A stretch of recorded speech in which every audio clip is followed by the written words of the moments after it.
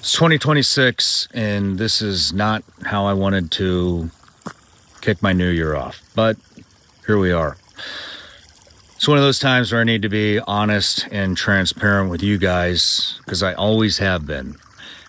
Whenever I make a mistake, I take ownership of it, and I apologize to those that were affected, whether I like them and respect them or not, because that's the right thing to do, and that's what a man does. And so what do I need to talk to you about? I need to talk to you about the Dan Crenshaw situation. As many of you know, he sent me a cease and desist, threatened to sue me. I made a rebuttal. I invited him on the show. Then he challenged me. I accepted. I said, okay, perfect. January 2nd. To come on this show, you have to sign a release form. Just about everybody let me rephrase that. Everybody that's been on this show since around episode 10 has signed a release form.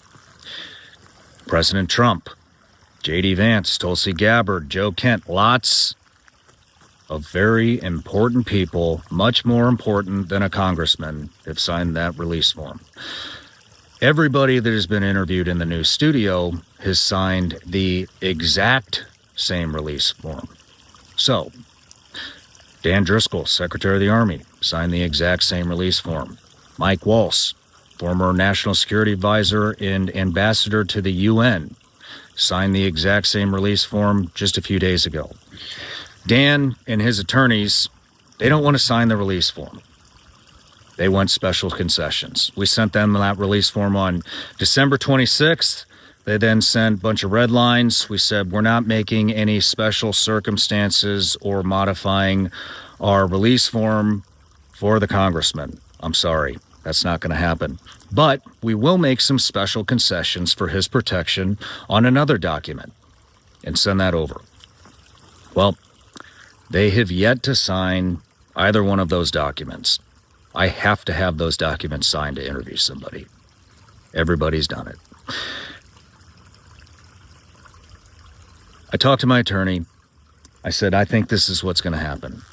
They are going to wait until close of business on New Year's Eve to send some type of a communication in hopes that we don't get it, because who the hell is checking their email at 10 o'clock at night on New Year's Eve? Well, guess what? We get an email at 10 o'clock at night from Dan's campaign manager on New Year's Eve, where the next day is a national holiday and nobody's behind their desk. And the next day, it's game day, it's interview time. They said, we've booked the hotel that you've recommended. Will somebody be there to pick us up? There was no mention of the release forms. So here's what's going to happen. They're going to come here and they're going to make a big stink on how I didn't interview them and how I was scared to interview them or whatever, but they're hiding behind the paperwork. And so now, this is what's going to happen. Dan, I am now redacting my invitation for you to come on my show. I gave you the opportunity to be a man. You didn't take it.